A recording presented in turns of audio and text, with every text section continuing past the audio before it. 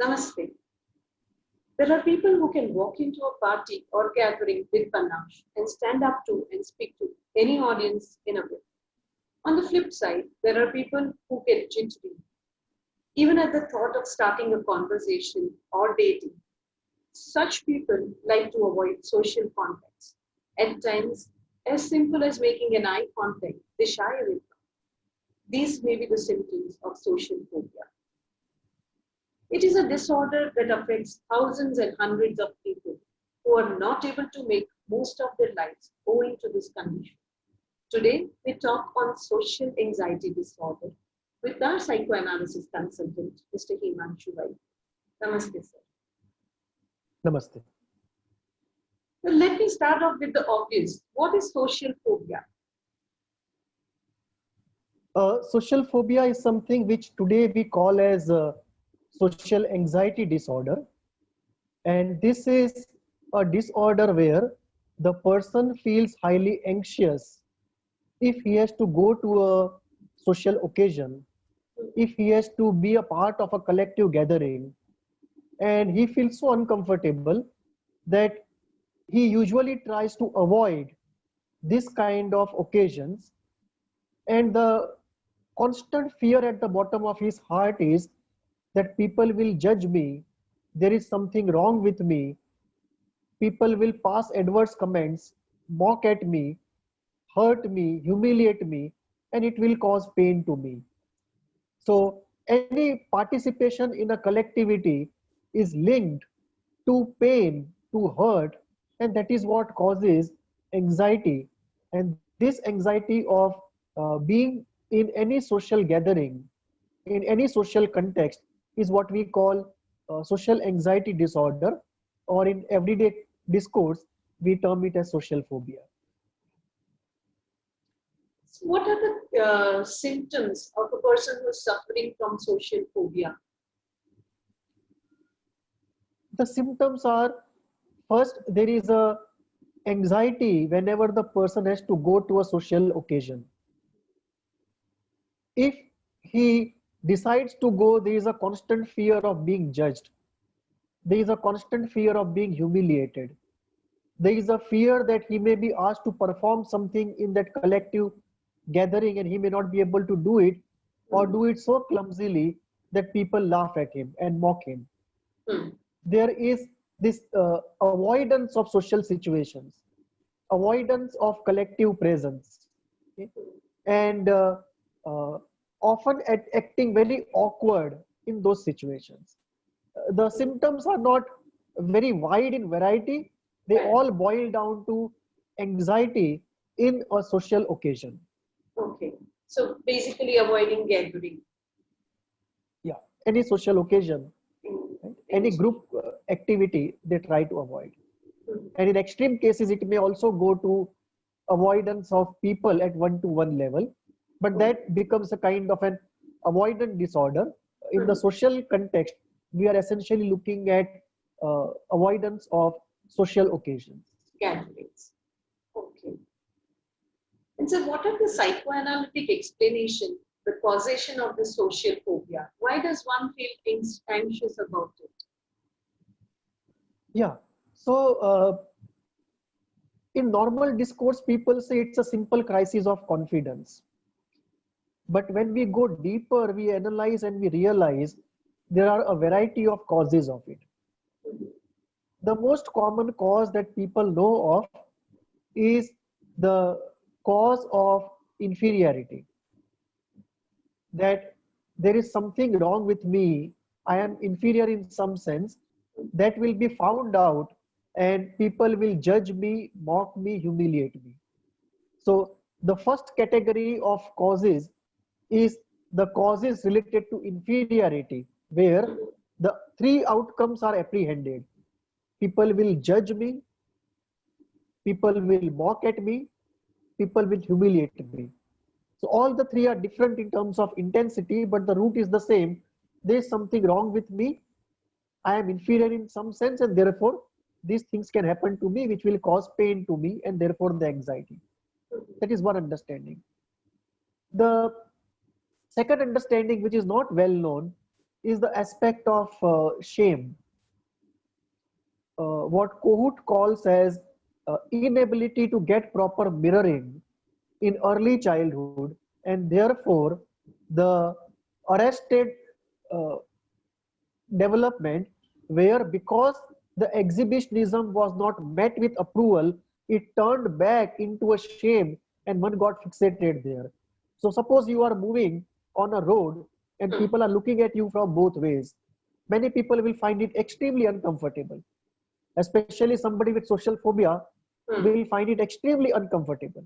The very fact of people looking at you, and suddenly you become extremely conscious and very, very uncomfortable. There is a rise of anxiety, and you are keeping that anxiety in control with great effort. And you just hope in your hearts that soon you pass away from the road and the situation goes away. So this is one of the causes of social anxiety, where we see deep-rooted sense of shame, of a sense of shame related to one's exhibitionism, and a sense of shame related to being exposed, something immoral inside getting exposed.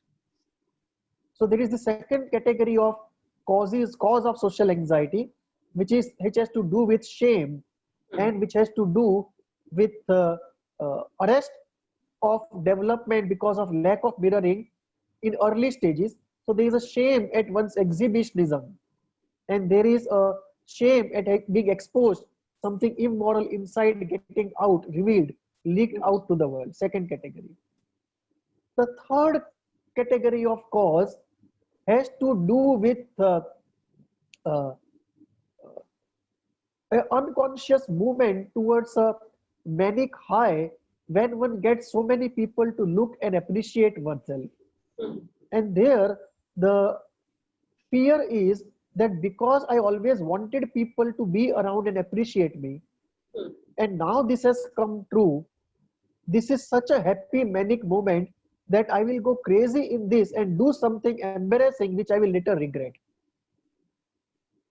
So this too much of manic happiness leading to crazy behavior and apprehension of this whole thing is a third element which causes this difficulty in some people. And the last is uh, very, very difficult to know cause, which is the fear of pure affect. And it is not only fear of pure affect, but fear of repressed affect and pure affect. So what happens is, when you have the gaze of the gaze of the other itself can be threatening at times, right? Or it can be very appreciative at times. Because of certain reasons, if that causes you to go inside and face your own true affect, unadulterated or repressed affect in complexes, that often can be a fourth reason for this difficulty. But this is very deep to actually realize, and this may be true in few cases. So this idea of, so psychoanalytic explanation will be the idea of inferiority, the idea of being hurt by people, the idea of being something inside immoral getting exposed, too much of affect, facing repressed affect, or facing pure affect in their purest unadulterated forms. And one more element of shyness. Shyness is something very less explored in psychoanalysis, along with revenge, along with boredom, and irritation. So these are some of the less explored themes. Shyness also is one of the elements because of which one experiences this thing. Some people will say shyness is the result of it. However one may look at it, but excessive shyness can be one of the factors very importantly involved in explaining this disorder. Typically, at what age would it start? We have seen many teenagers going through this disorder. But I mean, at what age does it affect the person? Is there any age? No, it can be very early. In fact, uh, in some children, this is not clearly articulated.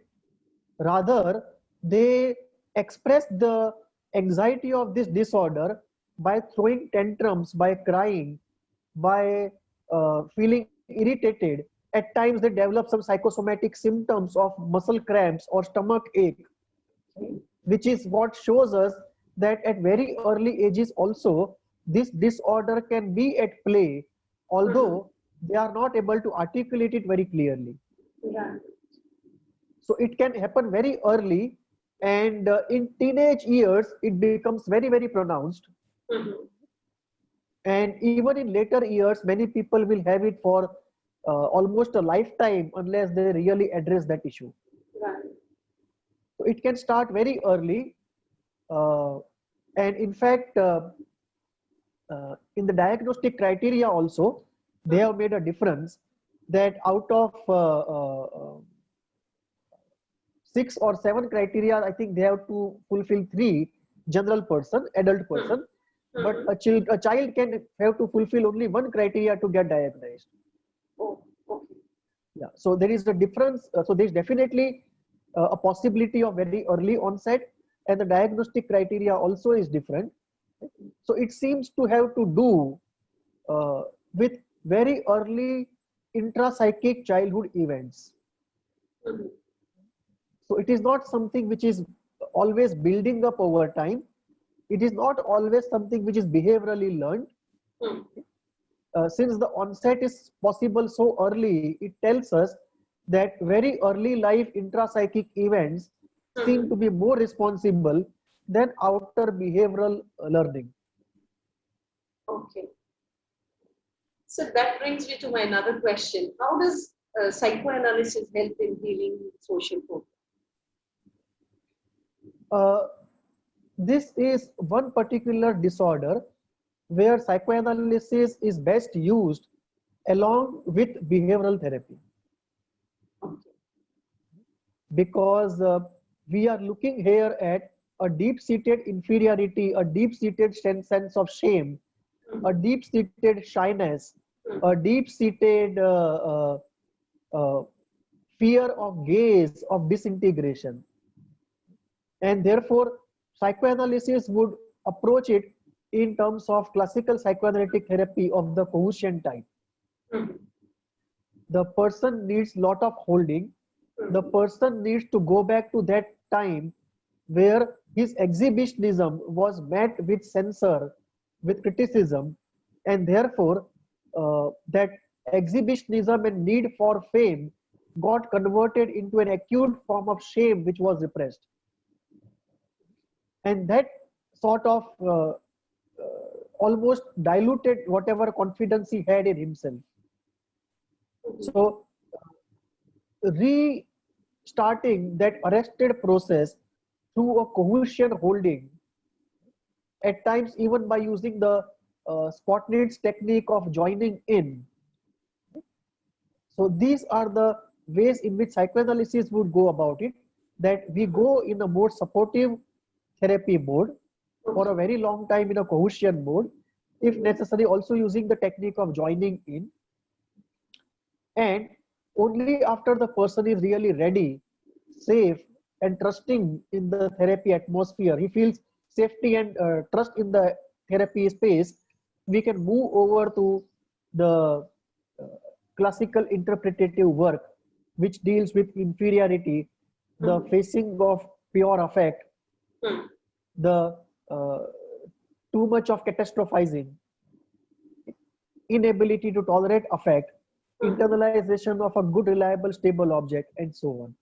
So this is how we will go it: cohesion therapy for a long time, followed by the interpretative therapy.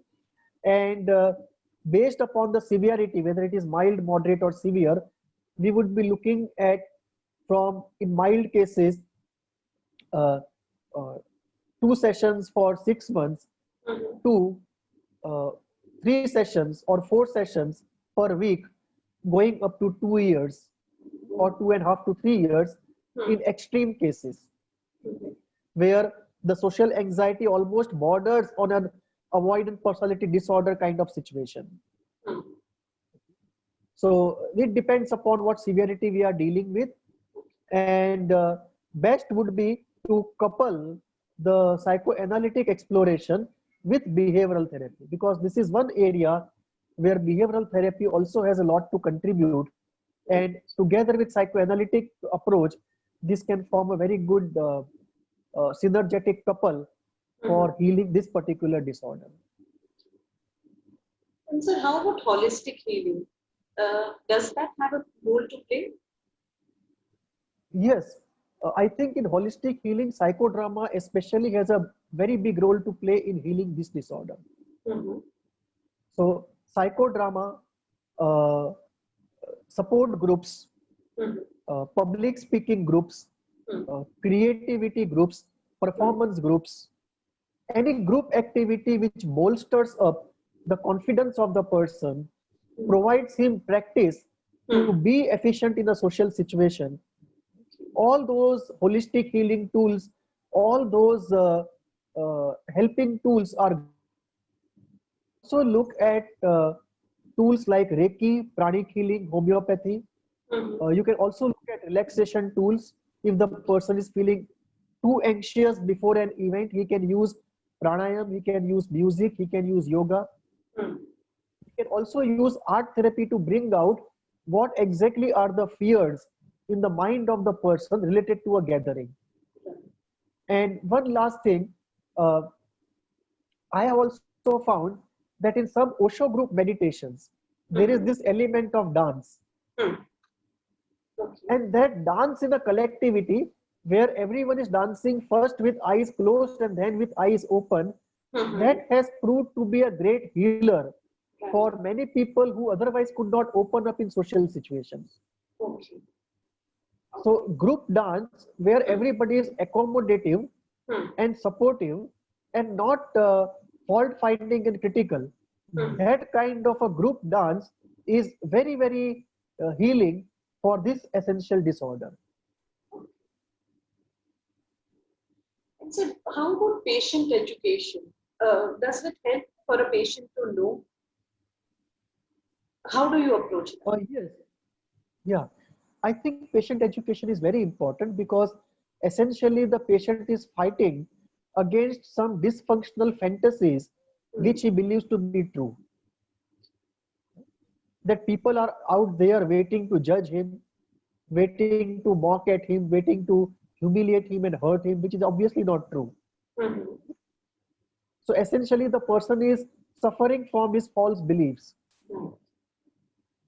And when a person is suffering from his false beliefs, it is very essential for the person to know what he is suffering from. Hmm. And once he knows it, that what is suffering from his false belief that don't have any foundation, Hmm. that cognitive insight itself is very salutary for healing this problem. Right. Second, the person very clearly knows do's and don'ts. Mhm. That 3 days before the event, what to do, what not to do. In the event, what to do, what not to do. Post event, what to do and not to do. And that enhances his own quality of life and coping with the sickness.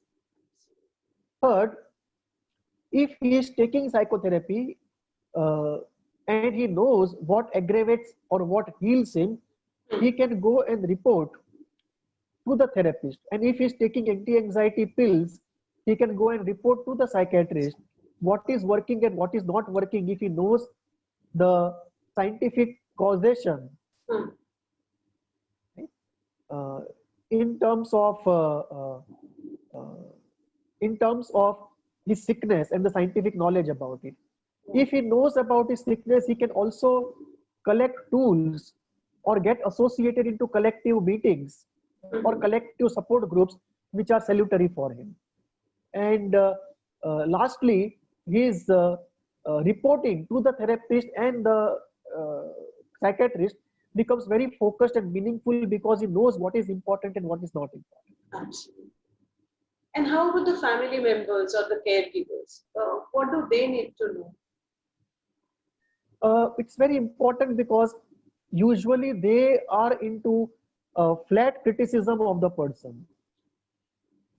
because they don't understand what the person is suffering from, and therefore they are not able to empathize, and they criticize and come heavily down upon the person that what is wrong with you, where everyone looks forward to social gatherings, why are you so anxious about it? Why are you creating a drama when it is an occasion to enjoy? Why do you want to spoil everyone's good time? And therefore they have to be made aware of that this person genuinely has a problem and why he feels uncomfortable in those social situations. Once this is done, I think they are able to empathize, and they don't come down heavily on the person, causing him further secondary pain, right? In addition to the pain he already has. So the first gain is this, that a secondary pain coming from the parents is avoided. Second, parents know the do's and don'ts, that 3 days before an event, this is going to happen to this person. This is what we ought to do. This is what we ought not to do. So they don't do anything unknowingly to aggravate, and they do something knowingly to heal the person. Third, they know what is working or not working in terms of therapy and the medicine, if any is taken, and they can report accordingly. Fourth, they also can collect support systems, support groups, tools for the person if they know what is at work. And fifth, they are able to prevent the secondary problems from arising. For example, they don't get into a bad mood when this person does not behave well in a social gathering. Right? So their own quality of life is protected by knowing what is difficult with the person in terms of this sickness. Absolutely. Thank you, Mr. Vaidya, for sharing your knowledge and insight with us. It is always a pleasure talking to you. Friends, today we covered social phobia. In our subsequent videos, we will be talking about many other such disorders from the DSM-5. Do watch our coming videos and don't forget to comment or write to us. You can contact us, you can mail us on hvindia@gmail.com. I repeat, hvindia@gmail.com. Thank you. Namaste.